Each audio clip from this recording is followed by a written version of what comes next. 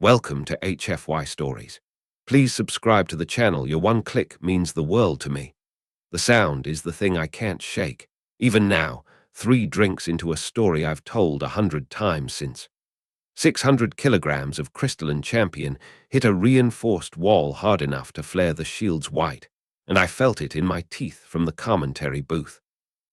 That's where I want to start, not because it's the beginning, but because it's the moment I stopped being a professional and started being a witness. Let me back up. I'd called 4,630-some fights by then. I knew the smell of a mismatch 3 sectors out, and this one reeked. Thorvik the Bone Crusher, 4 meters of Crathnalian exoskeleton, 73 straight wins, 49 of them over before the betting closed, against a human nobody had heard of. Renee Vasquez. 1 professional fight, and this was it. The house had her at 8,000 to 1. I remember reading her file on air and turning it into a punchline. No claws, no venom, bones that snapped if you looked at them sideways, and a species-wide combat record so bad it was almost impressive. 71 losses out of 73 engagements, 3 of those surrenders before a shot was fired. I told 60,000 people she was walking into her own funeral, and they laughed, because I was right to say it. That's what makes this hard to tell. I wasn't wrong about the file. The file was wrong. She didn't warm up, didn't pace, didn't shadowbox, didn't do any of the noise fighters do to convince themselves they're not about to die. She stood in her corner with her hands loose and her eyes fixed on nothing, and I remember thinking she looked like someone who'd already made peace with dying. I didn't clock, until much later, that I'd misread which part of that sentence mattered. It wasn't the dying. It was the peace. Thorvik came out like weather. 4 arms, plating the color of smoke and iron, 73 kill marks etched into it, and the crowd screamed for him the way you scream for something you know will win. The countdown hit 0, and he closed the distance in what should have been an unsurvivable half-second. All 4 claws sweeping a kill zone that had ended 17 fights before they'd properly started. She wasn't in it. She dropped and slid under the strike a quarter-second before it landed, come up behind him already turning, and put her elbow into the joint where his lower arm met his torso. I heard the crack over the noise of 60,000 throats. My data pad hit the floor of the booth, and I saw her smile, not relief, not adrenaline, the particular satisfaction of a theory confirmed. That was the moment the room's temperature changed. I looked down at the money seats, the retired fighters, the warform veterans who actually knew violence when they saw it, and none of them were laughing anymore. One had her hand locked so hard on the armrest the metal was giving. That's when I understood I wasn't watching a mismatch. I was watching an audit. What followed I still don't have language for, and I write for a living. She used him like architecture, vaulted off his own extended arm to catch him under the jaw. Let him grab her wrist just so she could break the hold and wrench the arm attached to it. Swept all 4 of his legs at once and put 600 kilograms into the sand hard enough to raise dust visible from orbit. Every strike she landed was small, precise, educational. I said on air, and I meant it, that she wasn't fighting him. She was correcting him. He got up anyway, because champions do, and charged one more time with everything he had left, which is how we get back to that wall. She met the charge instead of dodging it, dropped under his center of mass, and threw 600 kilograms of him over her head into the barrier behind her. The impact sensors in the floor logged it as a structural event. I stood up out of my chair without deciding to. He peeled himself off the wall, kept coming, because pride doesn't know when to sit down. She let him get close enough to try one more grab, then slid straight through his legs as he swung, grabbed the lower lip of his chest plate from underneath, and pulled him forward into his own momentum.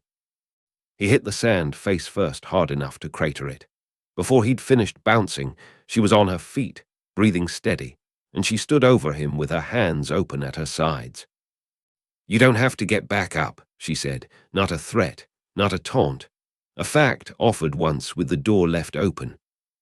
He tried anyway, both remaining good arms shaking under him, exoskeleton cracked in 4 places, and he got halfway to his feet before his own legs betrayed him and he went back down into the sand.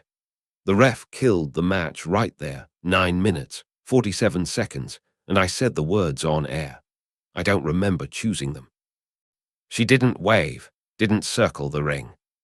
Just walked for the tunnel like she'd finished a training set and had somewhere else to be, and 60,000 beings lost their minds behind her all at once, half in delight at watching every assumption they own get taken apart, half frantically pulling up their betting slips to confirm how much they'd just lost being certain about something they'd never bothered to check.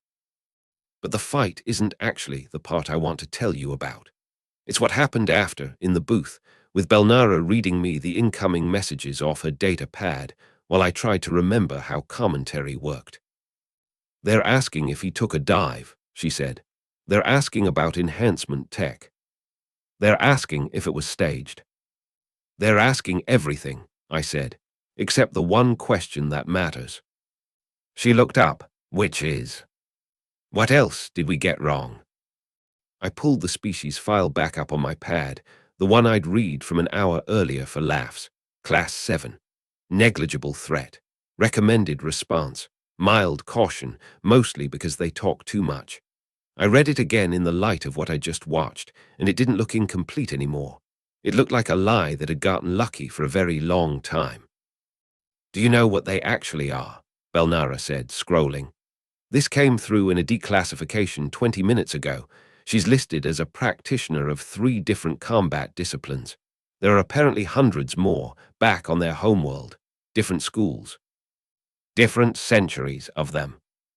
10,000 years of continuous low-grade war," I said, reading over her shoulder, "and no unified government to stop it. They're not peaceful because they don't understand violence, Kravik. They're peaceful," I said, "because they got tired of being good at it." And saying it out loud was the moment the whole night actually landed on me. Not the wall, not the crack of an elbow through armor plating, but this.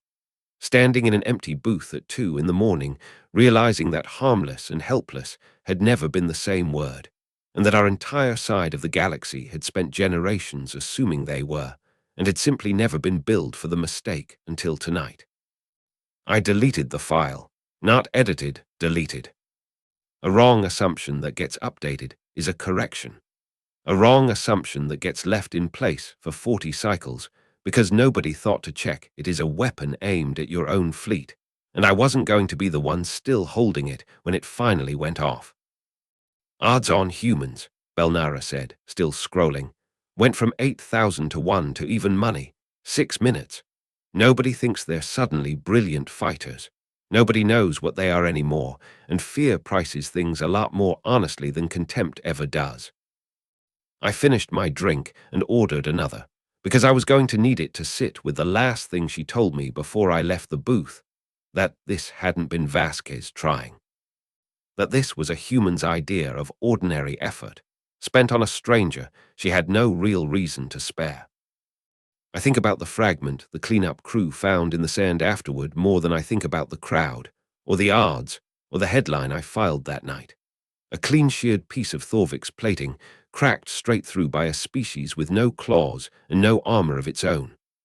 Belnara kept it, in the end, sits on a desk now, in a case, next to the declassified file nobody had bothered reading before that night. I keep the memory instead. That one broken piece of what we thought we understood, resting in someone's open palm under the arena lights, waiting for the rest of us to finally ask the question it had been answering all along.